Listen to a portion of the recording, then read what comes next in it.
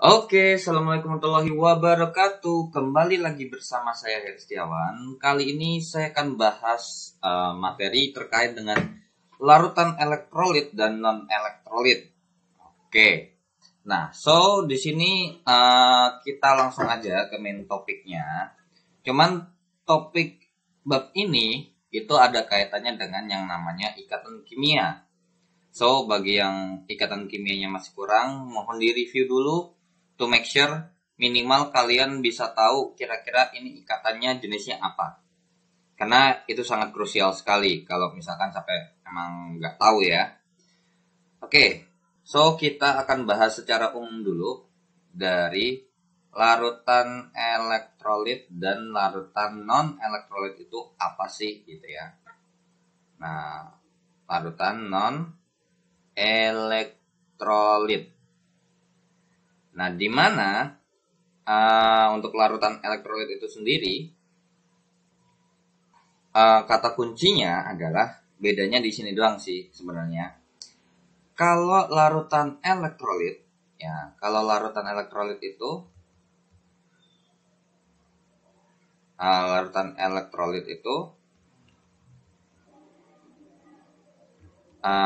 dapat menghantarkan listrik, ya, dapat menghantarkan listrik. Sedangkan untuk larutan non-elektrolit itu ya udah jelas namanya non alias bukan, berarti tidak dapat menghantarkan listrik. Tidak dapat menghantarkan listrik. Nah, tapi sebelum kita lanjut ke sininya, yang saya mau bahas tambahan lagi adalah terkait dengan berarti kalau misalkan yang dapat menghantarkan listrik itu harus dalam bentuk larutan dong. Kalau padatan nggak bisa. Nah, di sini yang dapat menghantarkan listrik itu selain larutan elektrolit, yang dapat menghantarkan listrik itu juga logam ya, logam konduktor, logam berkonduktor yang artinya dapat mengalirkan arus listrik. Nah, cuman sistem kerjanya beda ya. Jadi kalau itu bukan begini deh, coba. Kalau misalkan untuk kalau untuk larutan elektrolit, misalkan saya punya sesuatu larutan. Nah, seperti ini. Ini adalah larutan elektrolit. Nah, di mana larutan elektrolit itu bedanya adalah kalau elektrolit itu berdasarkan ion. Kalau misalkan saya punya batang logam seperti ini. Jadi mereka berdua nih, ini larutan elektrolit ya. Ini larutan elektrolit.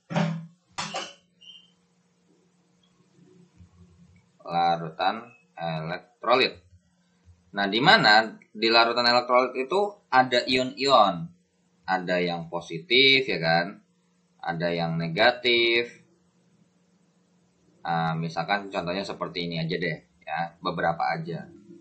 Ada yang negatif. Nah, sedangkan untuk yang di logam, kenapa kok bisa menghantarkan listrik? Itu konsepnya adalah ada lautan elektron. Jadi di sini nih ada yang namanya lautan elektron. Jadi di sini kesimpulannya adalah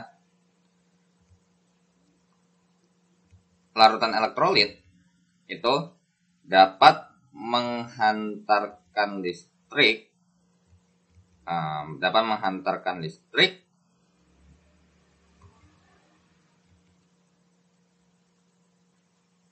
karena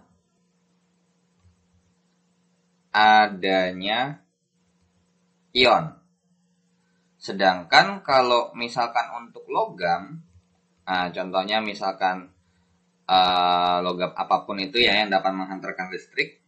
Jadi logam dapat menghantarkan listrik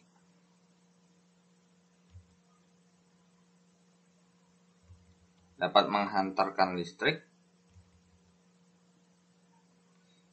karena adanya lautan elektron. Nah, seperti itu ya.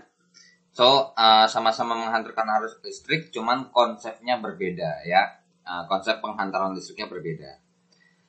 Nah, di sini untuk membedakan larutan elektrolit, nah untuk membedakannya kita lakukan yang namanya uji nyala. Dapat dibedakan dengan melakukan uji nyala. Nah, be careful ya, jangan lupa ini larutannya ini dilarutkan ke dalam air ya. Atau lebih tepatnya ini kita larutannya dalam bentuk zat cair. Nah, jadi dapat dibedakan dengan melakukan uji nyala, di mana uji nyalanya tuh seperti ini ya. Dapat dibedakan dengan melalui uji nyala, di mana uji nyalanya adalah seperti ini disusunnya. Jadi di sini ada larutannya yang mau kita uji, kemudian di sini ada elektroda ya. Jadi di sini nih ada elektrodanya.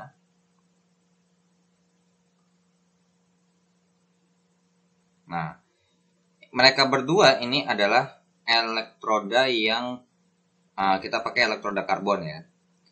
Nah, jadi ini adalah elektroda karbon. Nah, kemudian kalau misalkan larutan ini dapat menghantarkan listrik, maka lampunya ini akan menyala otomatis ya, karena dapat menghantarkan listrik. Karena di sini kalau misalkan emang dia non elektrolit alias tidak dapat menghantarkan listrik, karena kalau kalian perhatikan ini nggak nempel ya. Jadi si kabel ini nih set, nah dihubungkan dengan sumber listrik, cuman dihubungkan ke elektrodanya aja tanpa bersentuhan mereka secara langsung. Jadi untuk membuktikan bahwa si larutan ini dapat mengantarkan listrik atau enggak, makanya di sini ada suatu jembatan lah jatuhnya ya. Nah, jatuhnya jembatannya dengan menggunakan elektroda yang terbuat dari bahan karbon. Kalau misalkan emang dia bisa nanti menghantarkan listrik, ya nanti lampunya nyala. Karena kan ini putus nih. Nah, kalau jembatan ini ternyata emang nggak ada yang saling menghubungkan, alias ini kayak ibaratkan dua tempat yang terpisah deh. Kalau larutannya elektrolit, dia buat jembatan, sehingga nanti ada arusnya. Tapi kalau misalkan emang larutannya bukan elektrolit, maka ya udah nggak bakal ada terjadi apa-apa, lampunya tetap mati gitu. Nah, sehingga di sini dari rangkaian ini kita bagi menjadi 3 bagian ya. Dari ini dibagi menjadi 3 bagian ya, berdasarkan susunan seperti ini dan berdasarkan nyala lampu ya. Kan ini uji nyala nih, sehingga jenis larutannya ini akan ada 3 yang akan terjadi. Sebenarnya 2 ya, sebenarnya awalnya tuh 2, yaitu adalah yang ini elektrolit dan non elektrolit. Nah, mungkin kalau misalkan sulit untuk terlalu kepanjangan, mungkin disingkat NE aja, ini boleh. Ini disingkat E ya. Jadi E itu ada elektrolit dan non elektrolit itu Ne. Nah, di mana elektrolit ini terbagi menjadi 2 lagi ternyata. Kenapa? Karena di sini nanti saya berikan beberapa hasil pengujian ya. Nah, jadi ada elektrolit kuat, ada juga yang namanya elektrolit lemah. Karena apa? Di sini bisa kita pastikan bahwa kan tidak serta-merta kalau misalkan ini elektrolit itu bisa menghantarkan listrik, lampunya nyalanya total terang banget gitu. Mungkin ada yang bisa terang banget, bisa ada juga yang redup gitu kan. Nah, so di sini nanti ada kaitannya dengan kalau elektrolit kuat. nyala lampu terang, ya. Nyala lampu itu terang. Sedangkan nyala lampu redup. Nah, nyala lampu redup. Dan kalau non elektrolit ya namanya tidak dapat menghantarkan arus listrik ya tidak ada nyala lampu. Tapi di sini ada penyebabnya tidak ada nyala lampu ya. Kenapa kok nggak ada nyala lampu? Kenapa kok nyala lampunya bisa terang? Kenapa kok bisa redup? Gitu. Nah, ini terkait dengan percobaannya kita akan bahas di bagian yang berikutnya. Jadi untuk penjelasan secara larutan elektrolit dan non elektrolit cukup sampai sini saja ya. Jadi larutan elektrolit itu definisinya larutan yang dapat menghantarkan listrik. Sedangkan kalau untuk non elektrolit tidak dapat menghantarkan listrik. Nah di sini secara logika pun bisa kita bayangkan bahwa kalau elektrolit ketika ada arus lewat pun, kayak misalkan di rumah aja, kadang lampu itu bisa nyala terang, bisa juga redup. Ya, kalau redup bisa jadi karena arusnya kurang, gitu kan? Kalau terang arusnya pas lah jatuhnya. Tapi kalau nggak ada arus sama sekali, jatuhnya kayak mati listrik, ya udah, nggak ada yang terjadi kan? Nah, itu berdasarkan logika. Nah, sekarang kita akan bahas terkait lebih rinci lagi untuk sifat-sifatnya ya, sifat-sifat yang terkait. Nah, jadi kita masuk ke yang B ya, terkait dengan sifat elektrolit, sifat larutan elektrolit dan larutan non elektrolit. Nah, di mana untuk larutan elektrolit di sini yang kita akan bahas langsung secara kayak hasil percobaannya terlebih dahulu. Nanti bakal kita gambarkan apa yang terjadi gitu. Di sini saya sudah kumpulkan beberapa data ya terkait dengan percobaan. Oke, ini udah ada beberapa percobaan ya. Di sini saya ngambil dari beberapa sumber. To make sure bahwa ada mungkin bahan yang sama, tapi takutnya bisa aja jawabannya berbeda. Tapi I think nggak mungkin sih harusnya, karena ini adalah murni kecuali bisa jadi salah namain, mungkin bisa jadi ya. Cuman kalau kita perhatikan untuk air suling nih rumus data larutnya I think ini air suling itu air biasa ya. Oke, di sini air ya, air suling, air sumur. Di sini kalau diperhatikan ternyata tidak ada nyala lampu ya, tidak ada nyala lampu juga, terus juga tidak ada gelembung gas. Kemudian alkohol 70%, alkohol tidak nyala lampu tidak ada dan gelembung gasnya pun tidak ada. Dan di sini alkohol pun tidak menyala lampunya dan tidak ada gelembung gas pada batang karbonnya. Larutan gula, ya glukosa, ya gula glukosa yaitu masih karbohidrat lah ya, masih satu angkatan. Ternyata tidak ada nyala lampu dan tidak ada gelembung gas. Begitu juga ya, kalau kita cek di sini di bagian gula. Ini pun juga di bagian glukosa sama ya, hasilnya adalah tidak ada nyala lampu dan tidak ada gelembung gas. Nah, mulai untuk asam klorida, di sini ada nggak asam klorida? Asam klorida itu emang betul nyala lampunya terang dan gelembung gasnya ada. Nah, larutan natrium hidroksida itu terang dan ada. Terus abis itu larutan asam asetat atau asam cuka, ternyata nyala lampunya redup tapi masih ada nih gelembung gasnya. Terus di sini juga asam cuka, di sini juga tidak nyala, lampunya nggak nyala. That means berarti bisa nggak nyala itu mungkin nyalanya tipis ya kalau redup tuh ya. Jadi bisa emang redup ini bisa mendekati nggak nyala sebenarnya, karena bisa aja bolamnya tuh saking kecilnya tuh yang kelihatan dikit gitu. Nah, terus ada gelembung. Nah, ini cuka makan juga redup sedikit gelembung gas. Nah, kemudian larutan amonia. Di sini amonia ada nggak? Oh, nggak ada. Natrium klorida NaCl, garam ya. Nah, garam ternyata terang dan gelembung gasnya ada lah. Dan di sini dispesifikasikan lagi banyak. So, di sini setelah kalau kalian lihat ini asam nitrat itu termasuk jenis asam. Asam cuka itu tidak nyala. Terus abis itu NH4OH itu termasuk basa ya. Nah, barium hidroksida nyala, glukosa tidak nyala. So, di sini saya akan kelompokkan terlebih dahulu mana yang benar-benar nyala, terang, dan ada gelembung gasnya adalah ini, larutan asam nitrat, kemudian garam, terus kemudian di sini air kapur, terus larutan ini asam klorida, natrium hidroksida, terus habis itu natrium klorida, ada lagi kah? Barium hidroksida.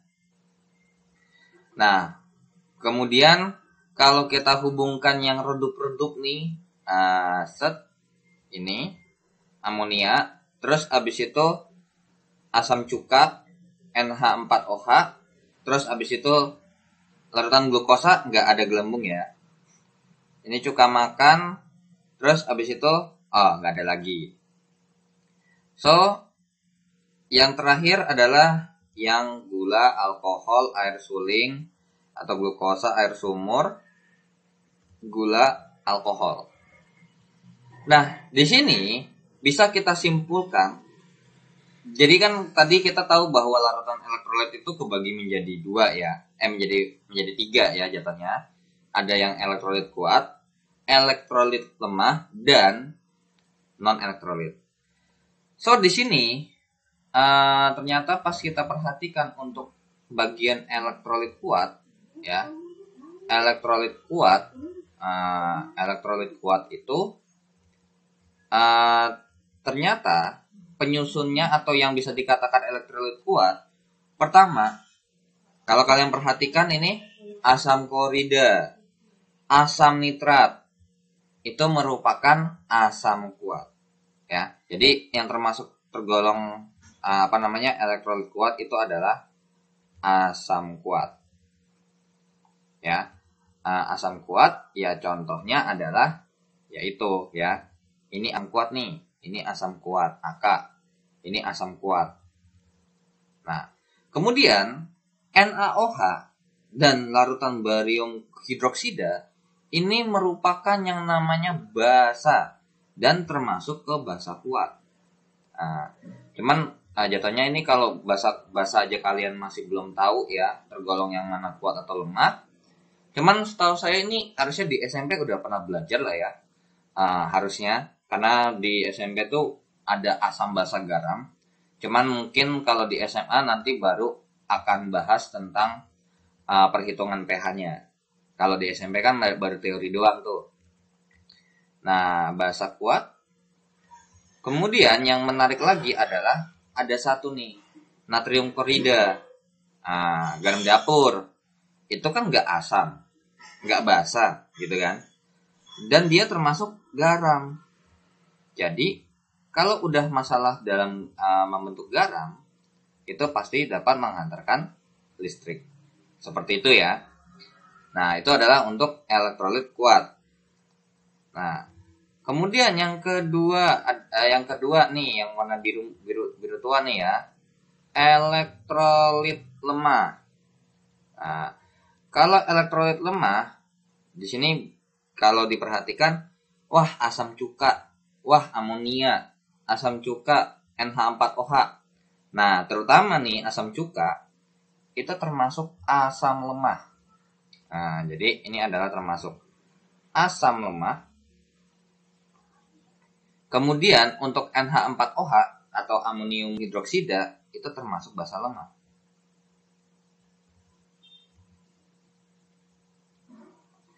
NH3 pun amonia itu termasuk basa lemah juga. Ya. Jadi yang lemah-lemah, asam lemah, basa lemah itu udah pasti fix larutan elektrolit. Ini apa namanya? Termasuk larutan elektrolit yang lemah, ya. Nah, sekarang kita masuk ke yang bagian hijau. Nah, kalau yang bagian hijau itu adalah non elektrolit. Nah, non elektrolit ada nggak kategorinya? Bagaimana? Ya, udah nggak ada. Ya gimana? Apa yang mau dibandingin? Air suling nggak ada sifatnya. Terus alkohol pun nggak ada sifatnya. Nggak termasuk ke golongan apa. Nah, makanya di sini kalau misalkan kalau kita kaitkan dengan ikatan itu bisa nanti, ya. Tapi kalau untuk nanti masalah ikatan itu, ya, kalau nanti kita bahas ikatan, kita tidak akan bahas ke seberapa strongkah dia. Tapi kita bahas dia dapat menghantarkan listrik atau enggak aja, ya. Nah, cuman kalau misalnya kita perhatikan ya kayak glukosa, gula, alkohol, kalau H2O emang wajar ya, karena emang nggak ada ion-ion, karena ini kan air biasa, ya. Jadi emang nggak ada. So di sini kalau yang kita perhatiin berarti kita nggak usah includekan ini deh, ya. Karena emang nggak ada ion sama sekali, dan dia emang benar-benar pelarut gitu ya jatuhnya ya, sebagai pelarutnya. So di sini larutan elektrolit itu kalau kita perhatikan gula, alkohol itu termasuk senyawa kovalen nonpolar. Jadi semua kovalen nonpolar dalam bentuk larutan itu tidak dapat menghantarkan listrik. Contohnya gula, alkohol. So kalau makanya di sini kalian harus tahu kira-kira ini termasuk kovalennya polar atau non polar, seperti itu ya. Kalau misalkan kovalen non polar udah pasti fix dia tidak dapat menghantarkan listrik, ya. Makanya ini kalau udah hurufnya banyak begini itu bisa dipastikan non polar, ya. Cuman kalau misalkan 2 huruf itu masih ada kemungkinan polar, bisa ada kemungkinan non polar. So di sini kita akan hapus ya. Nah, saya akan hapus terkait dengan ini penggolongan elektrolit kuat, lemah, dan non elektrolit beserta data-data percobaannya. Sebenarnya banyak kok, di buku pun ada, biasanya di buku paket tuh. Nah, sekarang kenapa kok bisa menghantarkan listrik? Apa sih yang terjadi di dalamnya? Nah, itu yang akan kita bahas. Oke, so yang terjadi di dalamnya adalah kurang lebih seperti ini.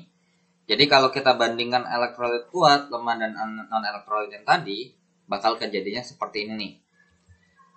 Di sini nyala lampunya, ini terang, ini redup, ya, ini terang,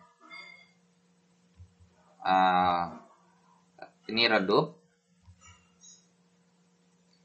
tidak menyala. Cuman di sini cuman bahas tentang nyala lampunya saja ya. Nah, yang terjadi adalah karena gini nih. Di sini ada terkait dengan ada ionisasi ya. Jadi elektrolit kuat, elektrolit lemah, dan elektrolit itu ada yang untuk elektrolit kuat itu terionisasi sempurna. So, ionnya banyak gitu loh. Kalau ionnya banyak, jadi di sini kalau misalkan kita hubungkan seperti ini, untuk elektrolit kuat itu terdapat banyak ion atau jumlah ionnya banyak deh. Jumlah ion banyak. Tapi kalau elektrolit lemah itu jumlah ion sedikit. So that's why kenapa nyala lampunya nggak terang-terang banget. Ya karena gimana mau terang, gimana mau arusnya banyak, tapi yang nganterin dikit. Nah, gitu jatuhnya. Kalau ini ya tidak ada ion. Nah, jadi kita tahu bahwa larutan elektrolit itu dapat menghantarkan listrik karena ada ionnya. Kalau nggak nyala, Kalau nggak ada arus listriknya, berarti nggak ada ion. Nah, terus kalau misalkan redup, itu berarti yang nganterinnya kurang, alias kurang supply. So, ionnya sedikit. Kalau terang, karena elektrolit kuat, itu terang nyala lampunya, karena apa? Yang nganterin banyak. Seperti itu ya. So, di sini juga ada ciri-ciri yang lain. Karena apa? Bisa jadi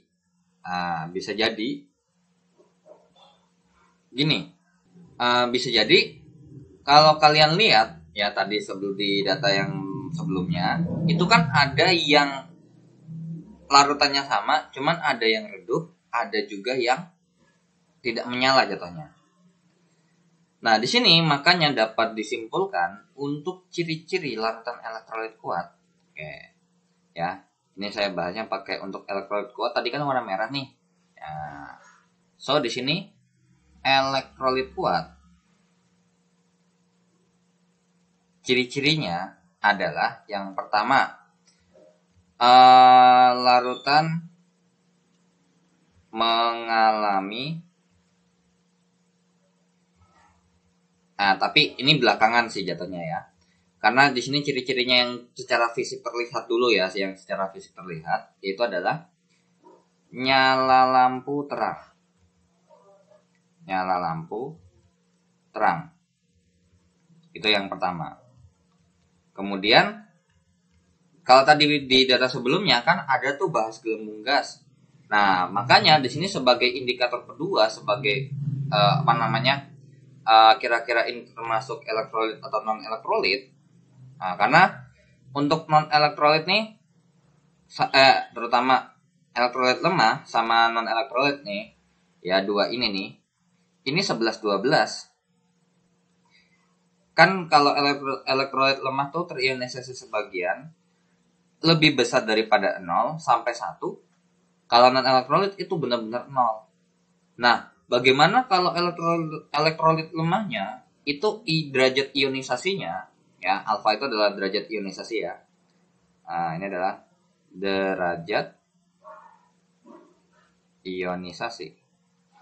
Nah, kalau misalkan derajat ionisasinya 0,1 kan mendekati 0. Nah, itu bisa jadi lampunya nggak nyala. Gitu. Makanya dibutuhkan indikator lain. Salah satunya ini gelembung. Nah, kalau elektrolit kuat itu gelembungnya banyak. Banyak gelembung gas ya. Banyak gelembung gas. Nah, kemudian karena berhubung nyala lampu terang, banyak gelembung gas itu terjadi akibat apa? Karena larutan mengalami ionisasi sempurna. Gitu, larutan terionisasi sempurna, yang dimana derajat ionisasinya itu sama dengan 1. Bahkan kalau misalkan nggak persis 1 pun, kalau misalkan, makanya di sini elektrolit lemah kan di antara 0 sama 1. Nah, tapi kalau misalkan alfanya itu 0,98, itu masih bisa kita katakan elektrolit kuat lah jatuhnya. Ya. Makanya kenapa dibilang kalau misalkan kita tahu alfanya itu bisa jadi membingungkan. Karena kalau 0,99 itu kan udah termasuk elektrolit kuat, sebenarnya mirip. Makanya dia nyala lampunya bisa terang dan banyak gelembung gasnya bisa banyak gitu. Nah, kemudian elektrolit apa? Elektrolit lemah. Ciri-cirinya yang pertama adalah nyala lampu redup. Nyala lampu redup, atau bisa jadi kejadiannya begini ya, lampu tidak menyala, mungkin karena saking kecilnya itu kalau diperhatikan, apalagi terutama kita memerhatikannya di bagian yang banyak cahaya. Karena kalau misalkan banyak cahaya nih tapi cahaya lampunya kalah sama cahaya yang di luar, of course nggak kelihatan dong ya kan. Makanya bisa dikatakan tidak menyala. Tapi indikator kedua yang lebih memastikan adalah ini, sedikit gelembung gas. Jadi ada gelembung tapi sedikit. Nah, jadi kalau misalkan lampunya nggak nyala nih, tapi gelembung gasnya masih ada, nah itu elektrolit lemah, bukan non elektrolit ya. Nah, terus karena berhubungnya lampu redup dan sedikit gelembung gas, akibat dari apa? Larutannya terionisasi sebagian, sehingga alfanya itu di antara 0 dan 1. Seperti ini ya. Wait, kebalik. 0 lebih kecil alfa, lebih kecil 1 deh. Gampangnya begini. Ya. Oke. Nah, untuk non-elektrolit ya. Untuk non-elektrolit, ciri-cirinya adalah lampu tidak menyala atau tidak ada nyala lampu, boleh. Lampu tidak menyala, kemudian tidak ada gelembung gas. Jadi yang membedakan adalah seperti ini ya, tidak ada gelembung gas. Kemudian larutannya itu tidak terionisasi. Kenapa? Lah gimana mau nyala lampunya, tapi kalau nggak ada penjembat, nggak ada yang mau jembatin gitu loh, tidak terionisasi. So di sini alfanya sama dengan 0. So ini adalah ciri-cirinya berdasarkan apa yang ada kita dapat seperti ini ya. Jadi ciri-ciri yang di sini itu didapat dari percobaan ya. Kalau kalian coba misalkan dengan udah ada rangkaiannya nih ya kan, dengan elektroda karbon bla bla bla bla bla. Kemudian kalau misalkan ternyata pas dicek nih larutannya, oh ternyata tidak ada nyala lampu, tidak ada gelembung gas. Oh berarti ini adalah larutan non elektrolit. Terus kalau misalkan ada nyala lampu nih, bisa terang, bisa redup, bisa nggak nyala, tapi masih ada gelembung gasnya dikit nih, itu elektrolit lemah ya. Soalnya kalau misalkan walaupun misalkan lampu ini kan, lampunya ini yang bikin redup kan karena ion-ionnya ya. Jadi kalau misalkan ionnya dikit banget, itu misalkan di sini nih ionnya nggak ada nih, terus maksimal paling gede 10 misalkan, terus di sini dapat poin 1 doang ionnya, otomatis kan hampir mendekati non elektrolit kan. Nah makanya bisa jadi lampunya itu nggak nyala ya. Jadi so be careful, kalau lampunya nggak nyala tapi masih ada sedikit gelembung gas, itu masih elektrolit lemah ya. Makanya ada indikator seperti ini. Oke, kemudian kalau misalkan untuk elektrolit kuat, ya of course udah paling yang udah strong ya, yang kuat, nyala ionnya banyak, terus otomatis banyak gelembung gas juga, karena menandakan bahwa adanya arus listrik ya. Nah, terus mengalami ionisasi sempurna dengan alfa sebesar 1. Seperti itu ya. Oke, so ini terkait dengan ciri-ciri ataupun sifat dari larutan elektrolit dan non-elektrolit, di mana elektrolit itu kebagi jadi 2 ya, kuat dan lemah. Nah, sekarang kita akan masuk ke bagian ke bagian yang daya hantar listrik. Daya hantar listrik apa nih? Nah, tadi kan sebelumnya saya sudah pernah bahas ya, maksudnya dibahas disinggung sedikit, bahwa kalau kita perhatikan ternyata ada juga jenis tergantung juga dengan jenis ikatan kimia. So di sini kita tahu bahwa ada jenis ada tiga yang biasa dipakai nih, pasti 3 ya. Karena kalau dalam bentuk larutan itu ada 3 kemungkinan besar. Jadi ikatan kimia ini kebagi menjadi 3 kan. Ikatan kimia itu menjadi 2 sebenarnya, terutama ada ikatan ionik atau ikatan ion, kemudian ada ikatan kovalen. Nah, di mana ikatan kovalen ini kok ternyata kebagi menjadi dua lagi. Ada yang polar sama ada yang non polar. Ini kovalen polar. Ini kovalen non polar. Nah, di mana tidak semua jenis bentuk, kayak misalkan kita tahu bahwa contoh nih, contoh untuk ikatan ion ya, contoh NaCl. Nah, karena berhubung dia terdiri dari logam dan non logam, so kita bisa make sure dia adalah ikatan ion. Tapi tidak semua jenis bentuknya. Karena apa? Garam ini, ya misalkan contoh, pernah bayangin nggak sih, misalkan kayak tadi uji nyala ini, kita benar-benar pakai garam doang, nggak dikasih air, nggak dilarutin. Kira-kira bisa menghantarkan listrik atau enggak? Ya, of course nggak bisa. Walaupun sebenarnya dia ikatan ion. So, di sini ada kebagi menjadi dua untuk daya hantar listriknya. Jadi kalau untuk ikatan ion, ya, jadi ini kalau saya bikin tabel aja langsung ya. Tapi sebelum itu ingat ya, kalau ikatan ion itu ini adalah ikatan antara logam dan non logam. Antar logam dan non logam. Kalau ini,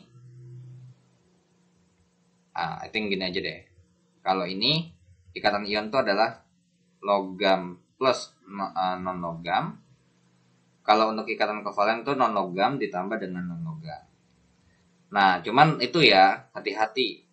Di sini ada beberapa senyawa kovalen yang polar dan ada beberapa senyawa kovalen yang kok sama-sama polar ya? Baru sadar saya. Ini non polar, oke? Non polar. Nah, di mana tabelnya tuh udah saya rangkum seperti ini, ya. Mungkin ini terlalu lebar ya. Wait. Set ke sini aja deh. Kok R-nya ketinggalan gitu kan. Nah, ini kebagi menjadi seperti ini. Nah, ini dia rangkumannya, bahwa jenis ikatan ion, ya, ikatan ion itu titik didih dan titik lelehnya tinggi, wajar karena emang ada ikatan ionik itu adalah ikatan yang punya gaya paling besar ya. Sedangkan kovalen polar dan non polar ini akan kalah karena ada gaya van der Waals dan gaya London. Nah, ikatan ion itu larut dalam air. Nah, kovalen polar itu larut dalam air, tapi kalau kovalen non polar itu tidak larut dalam air. Nah, di sini untuk bagian menghantarkan listrik ya, ini jadi satu paket sebenarnya. Nih, ini satu paket seperti ini ya. Harusnya ini jadi satu paket seperti ini, saya lupa. Nah, di mana kalau misalkan ikatan ion itu menghantarkan listrik, tapi be careful. Hanya dalam bentuk lelehan dan hanya dalam bentuk larutan. Padatan tidak. Ya. Kenapa? Karena gini logikanya. Bagaimana caranya dia menghantarkan listrik tapi kalau ionnya nggak bergerak? Tuh. Karena kita tahu bahwa kalau untuk menghantarkan listrik ya, di sini kita bisa tulis ulang lagi ya. Larutan elektrolit dapat menghantarkan listrik karena adanya ion-ion, terutama dan ion-ion yang bergerak ya. Kalau nggak bergerak ya nggak bisa. Nah, di mana ikatan ion itu kalau dalam bentuk lelehan, contoh ya, ini contoh aja ya, contoh NaCl dalam bentuk ini liquid. Nah, lelehan itu kalau padatan itu solid ya. Kalau padatan itu solid, kalau lelehan itu liquid, kalau larutan itu aki biasanya. Nah, sedangkan kalau NaCl-nya misalkan nih, NaCl dalam bentuk aki begini. Nah, soalnya kalau ini misalkan NaCl ini dalam bentuk solid seperti ini tidak dapat menghantarkan listrik. Kenapa? Tidak dapat menghantarkan listrik karena ya tidak mengion dia. Tapi kalau NaCl sama NaCl dalam bentuk lelehan ataupun larutan ini dapat menghantarkan listrik. Dapat menghantarkan listrik. Ini tidak dapat menghantarkan listrik. Nah, dapat menghantarkan listrik karena apa? NaCl ini akan terurai menjadi yang namanya Na+ ditambah dengan Cl-. Kalau di sini NaCl dalam bentuk solid ya tidak akan terjadi reaksi apa-apa. Nah, itu untuk contoh ikatan ion ya. Nah, kemudian kalau untuk ikatan kovalen polar. Nah, kovalen polar ini soalnya kayak contoh HCl. Nah, contoh HCl nih. Kita tahu bahwa HCl itu kan ini non logam gitu kan. Terus ini juga non logam. Jelas banget nih ikatan kovalen. Nah, ikatan kovalen karena berhubung mereka terdiri dari dua unsur yang berbeda dan sama-sama satu ya jatuhnya ya.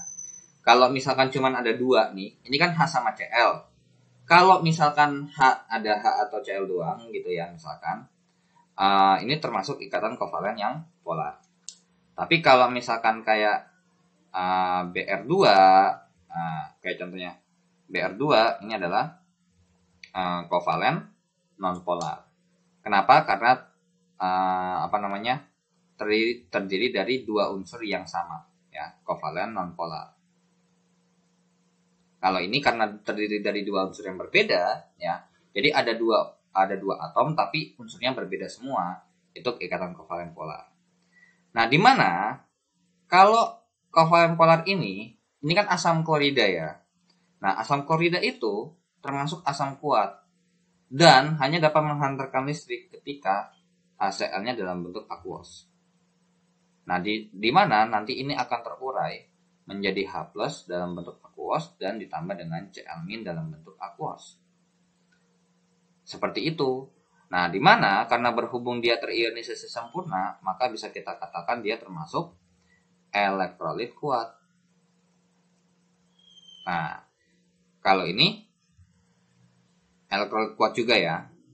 Nah, karena ada beberapa contoh ikatan kovalen, terutama dibilang kovalen non-polar juga bisa.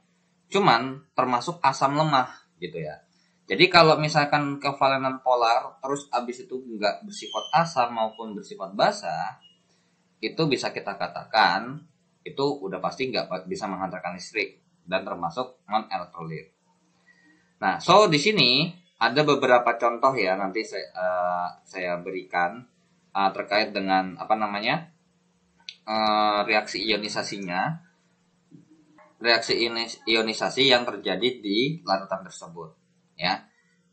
Oke, so ini udah saya kasih rangkumannya juga ya terkait dengan Jadi kalau misalkan untuk kovalen non-polar itu intinya semuanya baik dalam bentuk padatan, lelehan atau larutan itu nggak bisa menghantarkan listrik. Kalau kovalen polar itu dalam bentuk larutannya aja yang dapat menghantarkan listrik. Tapi kalau ikatan ion dalam bentuk lelehan itu dia masih bisa, ya. Kayak contoh HCl nih. Kalau dalam bentuk lelehan misalkan asam klorida ini dalam bentuk lelehan, udah pasti fix nggak bisa. Karena minimal dia harus dalam bentuk larutan supaya bisa mengion. Kalau misalkan nggak dalam bentuk larutan, dia nggak bisa mengion. Seperti itu, ya. So, untuk terkait reaksi ionnya, ini biasanya nanti ada kaitannya dengan kalian untuk memberi nama, tata nama ya. Nah, jadi tadi seperti yang tadi ini udah dalam bentuk rangkuman yang lebih bagus lagi ya. Ini saya ambil dari sumber dari Google, oke. Jadi dan saya cek dulu ya, kalau salah pun saya nggak bakal mau ngambil. Jadi elektrolit kuat sesuai pengamatan yang tadi kita bilang bahwa dapat menghantarkan arus listrik ya, of course, karena termasuk elektrolit. Terus lampu menyala terang atau redup, cuman lebih ke terang ya. Kalau redupnya mungkin hampir mendekati terang, itu masih bisa. Makanya kenapa di sini kadang ada beberapa indikator selain nyala lampu. Jadi kalau apa ya? Kalau cuman ada nyala lampu doang, itu kurang apa ya? Kurang valid jatuhnya. Ini bahkan ini redup atau tidak menyala. Gitu kan? Karena apa? Karena elektrolit lemah itu terionisasinya sebagian di antara 0 dan 1, gitu kan? Tapi kalau ionisasi sempurna itu sama dengan 1. Nah, bagaimana kalau misalkan derajat ionisasinya 0,98, 0,99 atau 0,9? Itu kan pasti elektrolitnya nih termasuk hampir mendekati kuat gitu loh. Maka bisa kita katakan dia termasuk elektrolit kuat. Nah, makanya jarang banget biasanya kalau untuk bahas untuk derajat ionisasinya itu ada angka berapanya. Cuman biasanya kalau untuk soal seperti untuk soal-soal terkait elektrolit dan non elektrolit itu bahasnya adalah ada nyala lampu enggak, ada gelembung gas atau enggak. Udah, patokannya itu aja. Nah, untuk contoh senyawanya ada di sini. NaCl itu termasuk garam, ya. Ini termasuk asam kuat, ini basa kuat, ini asam kuat. Dan ada reaksi ionisasinya. But be careful, ini dalam bentuk apa? Depends ya. Karena berhubung ini kita bahas larutan ya. Dalam bentuk larutan, ini adalah dalam bentuk aqueous, atau disingkat aki. Nah, inilah ya reaksi ionisasinya. Jadi dia bisa mengion karena berhubung dalam bentuk larutan. Kalau untuk HCl ini kan termasuk kovalen yang polar ya. Kalau lelehan nggak bisa. Dan reaksi ionisasinya seperti ini bisa kalian lihat sendiri. Nah, untuk CH3COH itu adalah asam lemah, terionisasi sebagian. Makanya kenapa kalau ionisasi sebagian ini panahnya sebenarnya bolak-baliknya nggak kayak gini ya. Kalau misalkan ditulis dengan manual. Kalau ditulis dengan manual tuh gambarnya begini. Seperti ini ya. Panahnya bolak-balik seperti ini. Mungkin yang bikin dari tabel ini nih nggak ketemu nih arah panah bolak-baliknya seperti di mana gitu ya. Makanya dia pakai arah panah bolak-balik yang seperti itu. Oke, yang penting tahu itu adalah panah bolak-balik ya. Jadi makanya kenapa terionisasi sebagian, walaupun dia bisa terionisasi, tapi nggak secara full. Beda sama kayak NaCl nih. NaCl ini bakal 100% jadi Na plus sama Cl min. Kalau misalkan yang elektrolit lemah, yang CH3COH, itu akan terurai jadi CH3CO min sama H plus, cuman nggak seluruhnya. Karena kalau misalkan seluruhnya, karena ini bersifat bolak-balik, maka nanti si ion-ion itu nanti bisa jadi CH3COH lagi. Makanya nggak full terurai. Nah, kalau untuk NH4OH itu adalah basa lemah, HCN itu adalah asam sianida, itu termasuk asam lemah. ALOH 3 kali, aluminium hidroksida itu termasuk basa lemah. Makanya biasanya kalau misalkan udah termasuk asam kuat, basa kuat, terus sama sifatnya garam, itu udah pasti fix elektrolit kuat. Kalau yang asam sama basa lemah, nah itu adalah termasuk elektrolit lemah. Kalau udah nggak ada bahas asam ataupun basa, contoh CH612O6 ini adalah glukosa. Ini kan nggak ada pH-nya ya, netral. Itu non elektrolit ya. Terus CH12 22O11 ini gula ya. Nah, gula. Itu pun non elektrolit. CONH2 2 kali itu adalah urea. Nah, ini juga non elektrolit karena nggak ada dia nggak termasuk asam ataupun basa. C2H5OH etanol atau alkohol itu termasuk ya non elektrolit. Jadi biar isinya begitulah ya. Kalau non elektrolit itu biasanya adalah kovalen polar yang tidak ada asam ataupun basanya. Makanya kenapa tadi sebenarnya saya pengen sedikit ragu kalau kayak larutan non elektrolit itu saya tulis kovalen polar karena apa ya? Untuk elektrolit ini lebih gampangnya dengan yang membaginya adalah asam, basa, atau netral. Ya, jadi ini itu bagian netral. Ya, nah jadi untuk si non elektrolit ini biasanya larutan yang bersifat netral ya, atau pH-nya kurang lebih 7. Ya, pH-nya kurang lebih 7. Kalau asam ataupun basa udah fix elektrolit. Tapi bisa kuat bisa lemah tergantung kekuatan asam ataupun basanya, ya. Oke, jadi segitu aja yang bisa saya sampaikan ya terkait dengan larutan elektrolit dan non elektrolit. Jadi kita bahas udah larutan dasarnya ya, dasarnya dari elektrolit dan non elektrolit itu apa dan contoh-contohnya beserta ciri-cirinya. Oke. Terima kasih yang sudah menonton video ini. Jangan lupa di like, di share, dan di subscribe. Terima kasih yang sudah donasi di saweria.co dan terima kasih yang sudah subscribe juga. Don't forget to like and share. Wassalamualaikum warahmatullahi wabarakatuh. Bye-bye.